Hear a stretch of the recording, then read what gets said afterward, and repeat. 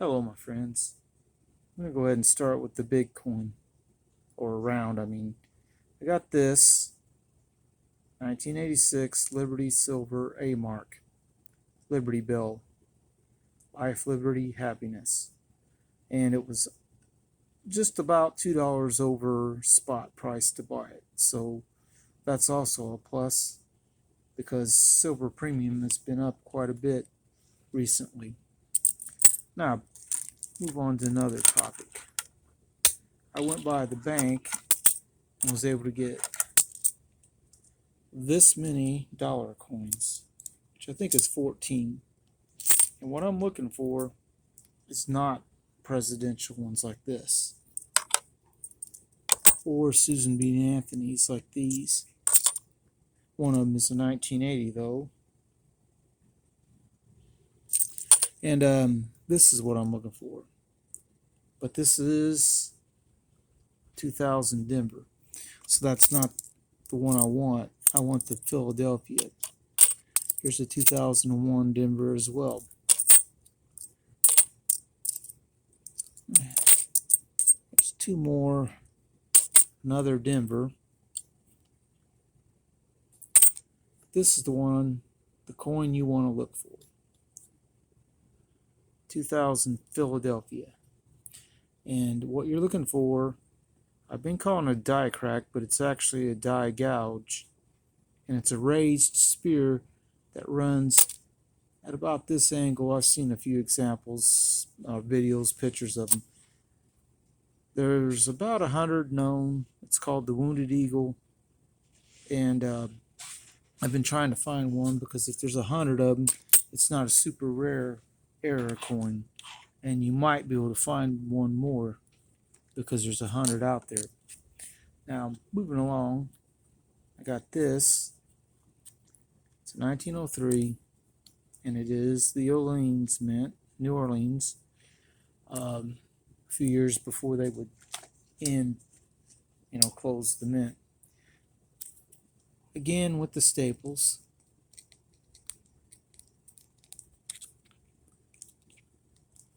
So we flatten them down with pliers. But I'm not going to do any more. I'm just telling you that's what you want to do with these. Now, I did get another Silver Ike dollar, 40%. And it's not marked up. It's got some scratches, but not too bad. 40% silver, with silver over $30 an ounce like it was this weekend when I bought this.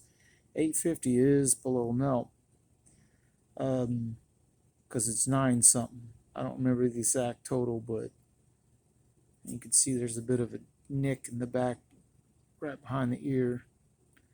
That probably shouldn't be there, but it's not a coin that's going to be gradable and make high value out of them. They made these for mint sets, so they usually didn't get circulated.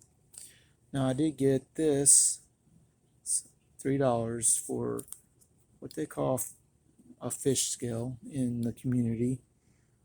5 cents, 1909. And for the life of me, I can't remember who it was who first started calling these things fish scales because they're so small and they're real thin, I think. And I got a couple more sterling 10-cent ones. This one's a 1913 that's kind of dark. Notice it was cheaper than this by 50 cents. It's probably double the amount of silver in it. 1913. And then this other one is a 1906 King Edward.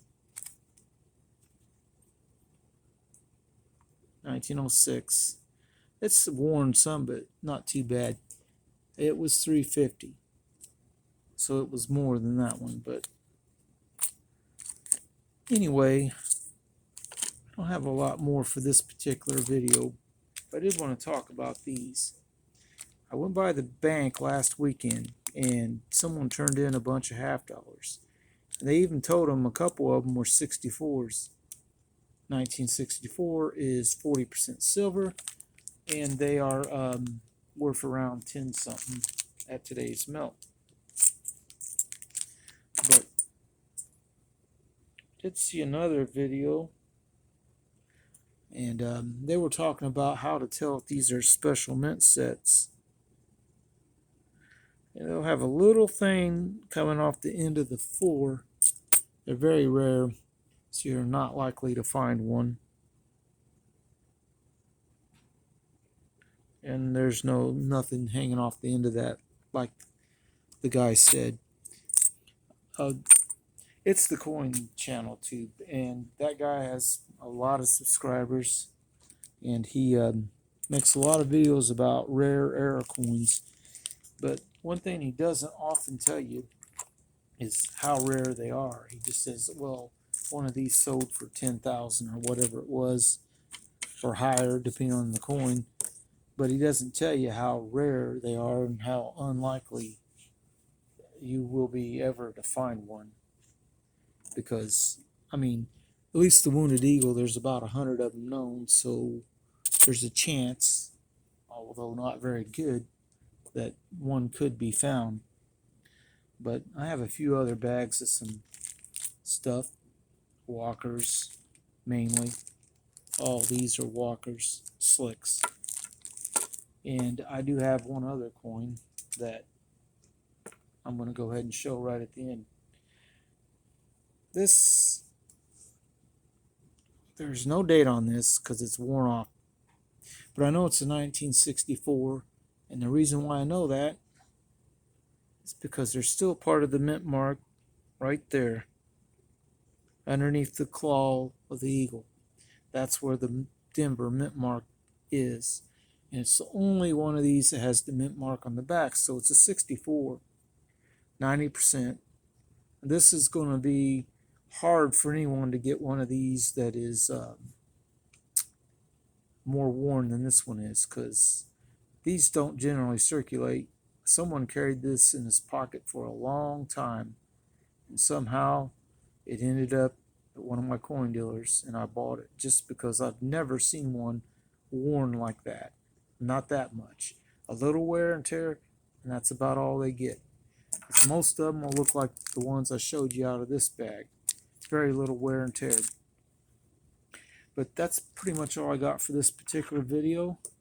But these are going to play into another long video I'm going to do here in a minute. So have a good night, and we'll talk to you guys again soon.